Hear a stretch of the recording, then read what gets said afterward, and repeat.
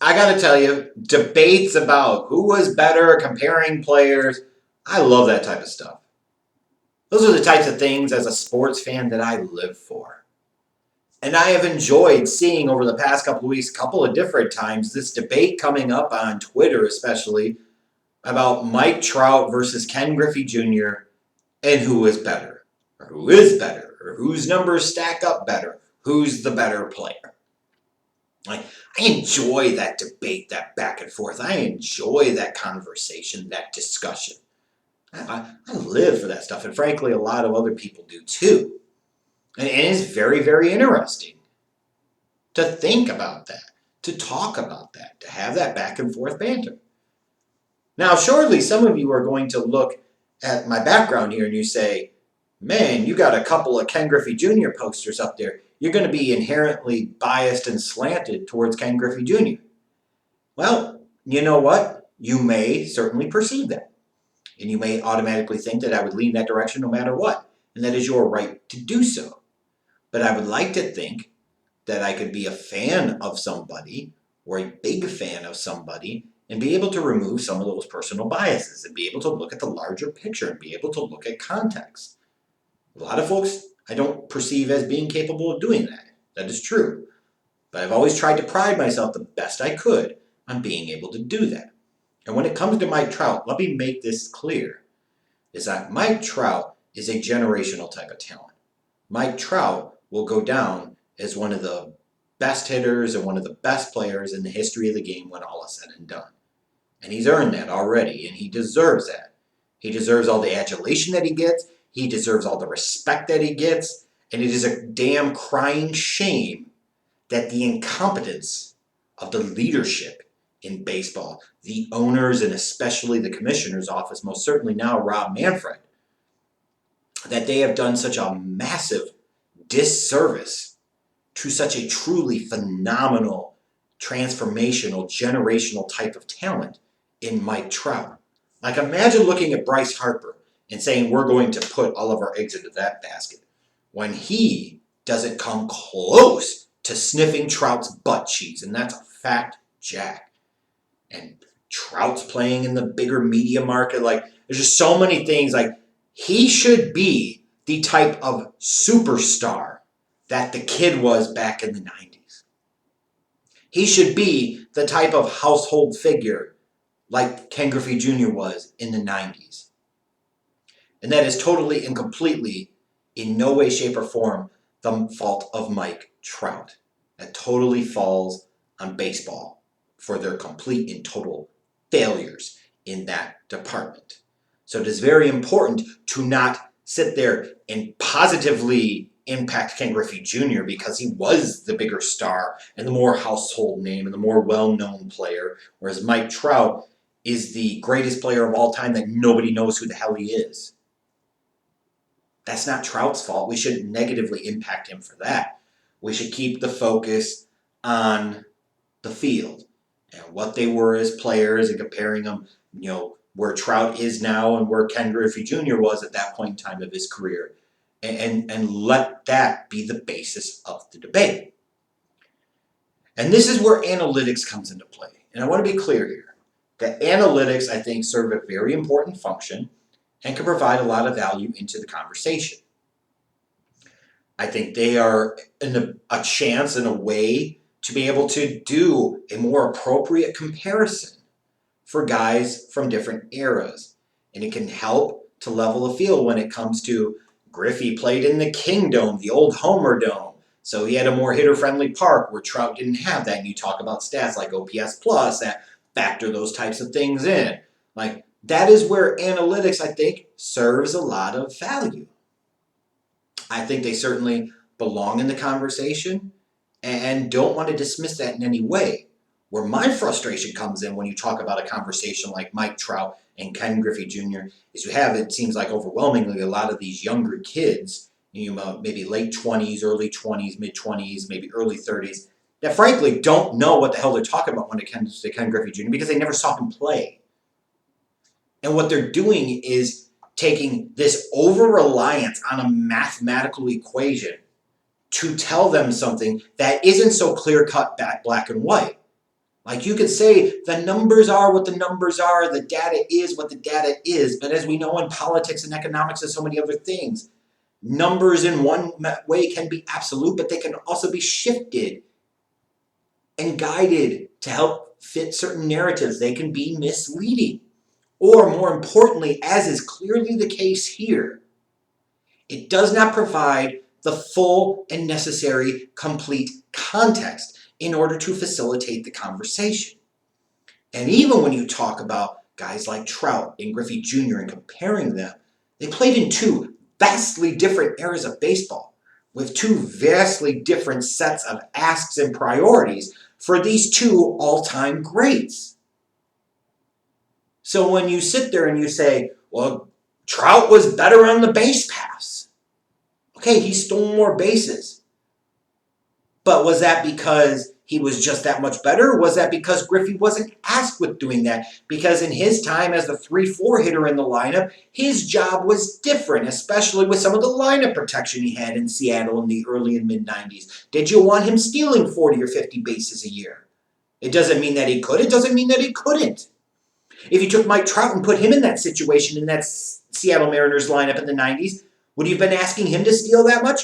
Maybe, but maybe not. And then if you sit there and say, well, automatically, well, Trout's power numbers just don't wash up.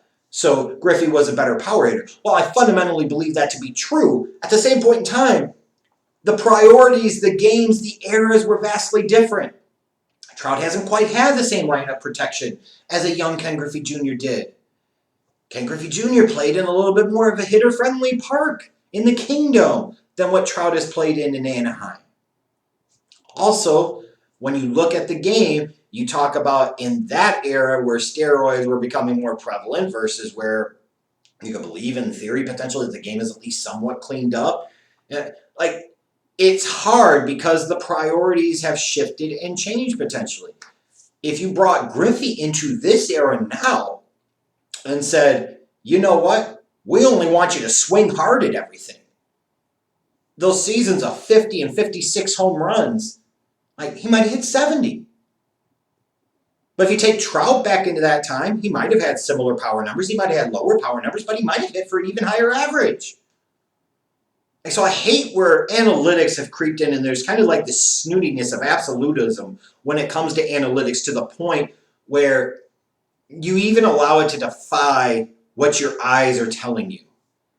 And the analytics folks will really hone in and pick and choose on certain stats or certain analytical calculations that admittedly a lot of them don't even know how they're calculated, don't even know how they work, but yet somehow they use that as a definitive answer as to why a Trout is better than a Ken Griffey Jr. That just doesn't make any sense. I wouldn't really be trotting out there this, well, this means this and this means that when you don't even know how it's calculated. And the fact is, even a lot of the folks that might disagree in the comments of this video that say they do, they know deep down that they do not. They may think they have a baseline kind of understanding or overarching understanding of what the stat, whether we're talking about WAR or some of these different things, that they might have some type of understanding, but do they really? And I think about like when it comes to analytics, I tweeted this on Saturday talking about, you look at Russell Westbrook. I know it's a different sport, but this is what I'm talking about. Russell Westbrook, according to his defensive win shares in his last 3 full seasons, are damn near the same as the defensive win shares of Dennis Rodman during his 3 seasons with the Bulls. Now, would anybody in their right damn mind that actually saw both of these guys play think in any way, shape, or form that Russell Westbrook is anywhere close to the defensive player of Dennis Rodman? Hell to the no, and if they did, they need to have their head examined because they're being ridiculous, and they know it. That's not to dismiss Russ. That's not to knock Russ. That's just stating what is basic, evident fact if you actually watch these guys. And that comes to the bigger heart of the matter here when it comes to the analytics discussion, is that what you see with your eyes doesn't always matter. But it does. Like, what you see with your eyes can at times be misleading. I certainly understand that. But so can the analytics. Like if you tell me, well, Trout's OPS is better. Yeah, but he's walking a lot more. Griffey in his time They didn't do that. You didn't want to have your middle of your lineup walking and getting on base that way all the time. You wanted them to make contact. Now, personally, in my opinion, I'd rather have the guy that can hit 40-plus home runs, drive in 120, and only strike out 90 times a year versus a guy that, if you're lucky, might hit that number, but typically doesn't, gets closer to 35 to 40 home runs and maybe 100 ribbies,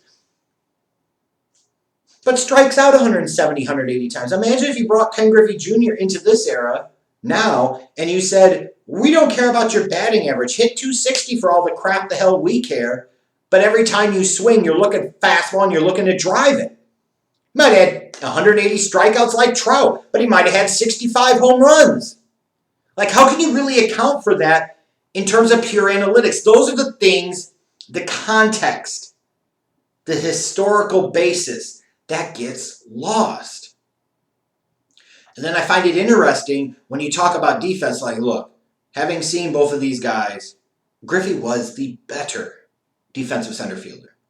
In fact, Griffey was the preeminent defensive center fielder of his time. And nobody thinks about Mike Trout in that way. While we certainly think of him as a five-tool player, and he certainly is, he is different there. Now, certainly analytics are going to put greater weight on the offensive numbers, and I understand that because at the end of the day, it is more important.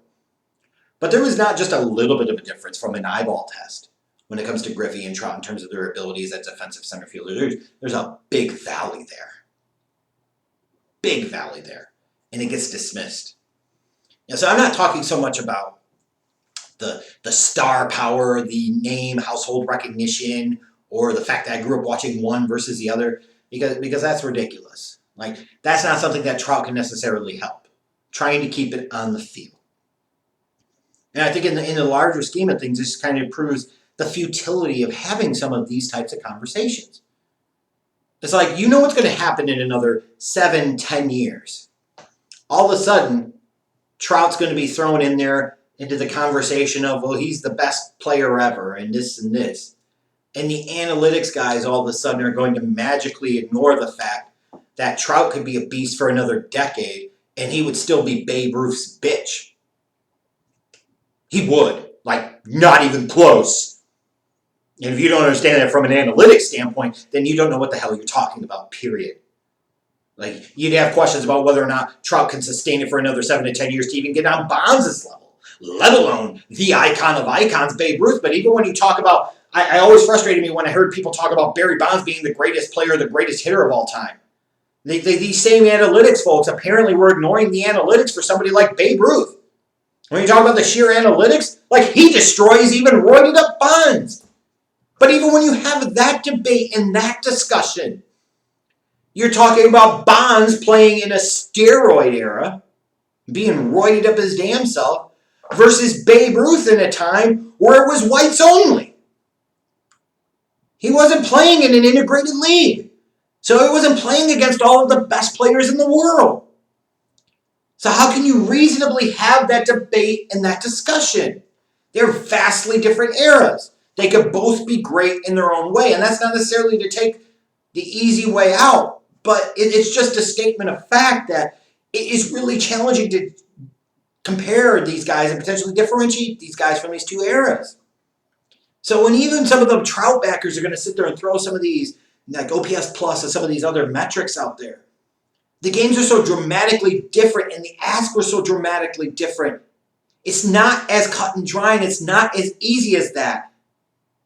And I would even want to say, like, math nerds, you need to get that through your skulls. But the fact is, a lot of the people citing these analytics aren't math nerds that don't even understand the basic fundamental calculations that lead into these things. But yet, they'll sit there and knock somebody because they say, oh, you're still concerned about batting average. Well, you know what? I'd like my guy to be able to hit his way onto base more, because the more he puts the ball in the play, there's more opportunity for something good can happen. What I don't want is a power hitter in the middle of my damn lineup, either doing one of three things: home run, walk, or strikeout. Now, Mike Trout is a great enough talent where he can still hit for a pretty high average, but he strikes out way too damn much for my liking. I can imagine if he only struck out maybe 100 times a year or 90 times a year, maybe his power numbers would go down a little bit, But I certainly would find a lot more appeal of a guy posting a similar on-base percentage, but that was hitting 360. Like the dismissiveness of some of these established stats. Like that's why you look at the style of play of baseball right now, and these young people that are defending the analytics by and large are the same young people that aren't supporting the sport at the same level as older generations have because the style of play is trash. There's something to be said about piecing together multiple hits and getting contact and getting guys on base that way and making the defense work. You're not doing that when you're just taking walks. It's like Frank Thomas, great player, Hall of Famer, kind of that Ted Williams school of his. He could hit for great power, hit with tremendous discipline and average, but he took a lot of walks. You don't always want your guy in the middle of the lineup taking a crap ton of walks. In Griffey's era, he wasn't supposed to be taking a bunch of walks. He needed to be a run producer, a guy that drove in runs, contact to damage ratio, things like that. I mean, Jesus. Like those types of things matter. The context matters. Would I take Griffey Jr. over Mike Trout? Yes. Is it by a whole lot? No. Does that in any way diminish Mike Trout and what he's been so far in his career and what he could potentially be? Absolutely not. Do I anticipate that very soon I would eventually say I'll take Trout's career over Ken Griffey Jr.? Yeah, I could certainly envision that happening in the next couple of years. But I saw these people posting on Twitter talking about, it's Trout and it's not even close. What the hell are you talking about? Citing analytics that they don't even understand. Citing numbers and statistics that certainly can be incredibly misleading. And all the while dismissing a part of the game that is not insignificant. And it's very funny to me how all of a sudden defense doesn't matter to them at all, except when it benefits their narrative. Like if we're going to have the comparison in the discussion, let's truly have the comparison in the discussion. And if you want to believe that Trout is better, that is certainly you're right. I do not think the gulf is that great between them. I can certainly myself make an argument about it. But it's so difficult to compare different priorities, different games, different eras. And when the numbers are this close, and they are, we shouldn't just be recklessly saying it's not close and it doesn't even matter. Because it's not that simple. Analytics can add a lot to the conversation, but context still matters. And regardless of what the analytics snobs try to tell you, their analytics alone are not the be-all, end-all, and do not totally wipe out what you've seen with your eyeballs.